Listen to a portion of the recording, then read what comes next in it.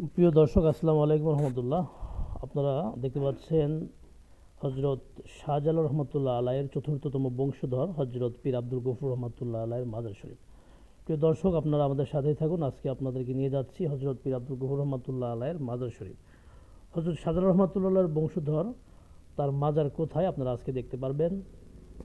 তিনি হচ্ছেন বাকাবিল্লা অলি। প্রিয় দর্শক, দেখতে পাচ্ছেন যে বাকাবিল্লা অলি হজরত পীর আব্দুল গফুর রহমতুল্লাহ আলাইয়ের মাজার শরীফ, জন্মস্থান সিলেট জুড়িতে। সিলেটে তার সমাধি স্থান হচ্ছে জ্যোতিশক্তি আস্তানা পাক দরবার শরীফ শিলমপুর, এবং ওফাত দিবস 27 রমজান শুক্রবার। তো এইখানে প্রতি বছর ওরস মোবারক হয়। এই 2026 সালে ফেব্রুয়ারি 14, 15, 16 3 দিন ব্যাপী এখানে ওরস উদযাপিত হবে।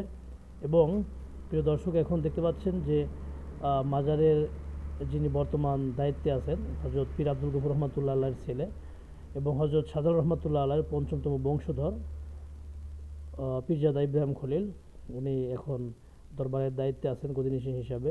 প্রিয় দর্শক, আমরা জানি যে যারা সুন্নি আলেম তারা নাকি মাজারে সিজদা করে, শিরক করে। আসলে অ্যাকচুয়ালি আমাদের সেই ধারণাটি ভুল। আমরা দেখতে পারবো যে আসলে পীরজাদা ইব্রাহিম খলিল ওনার আব্বা পীর আব্দুল গফুর রহমতুল্লাহর মাজার শরীফে উনি কি আসলে অ্যাকচুয়ালি সিজদা করে না কী করে, আমরা অতি শীঘ্রই দেখতে পারবো।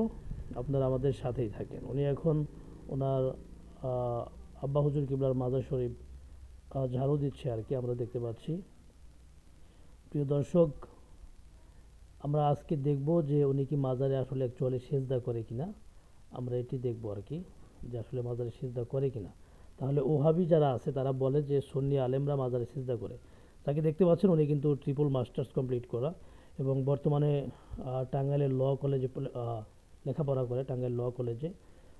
তো এখন হচ্ছে যে আমরা দেখতে পারলাম যে উনি মাজারে চুমন করতেছেন। মাজারে চুমন করতেছেন। এই চুমন করাকেই ওহাবিরা বলে মাজারে সেজদা করে শিরক করল। উনি কিন্তু মাজারে চুমন করেন, আল্লাহর অলির মাজার অ্যাকচুয়ালি। এবং আর একটা হচ্ছে যে ওনার জন্মদাতা পিতা। তো সেই সুবাদে ওনার বাবার মাজার উনি চুমন করলেন। রব্বির হামহুমা কামা রব্বায়ানি সগীরা। তালাপাক মা বাবার কবর জিয়ারতের কথা বলছেন, আল্লাহর রসুল বলছেন কবর জিয়ারতের জন্য।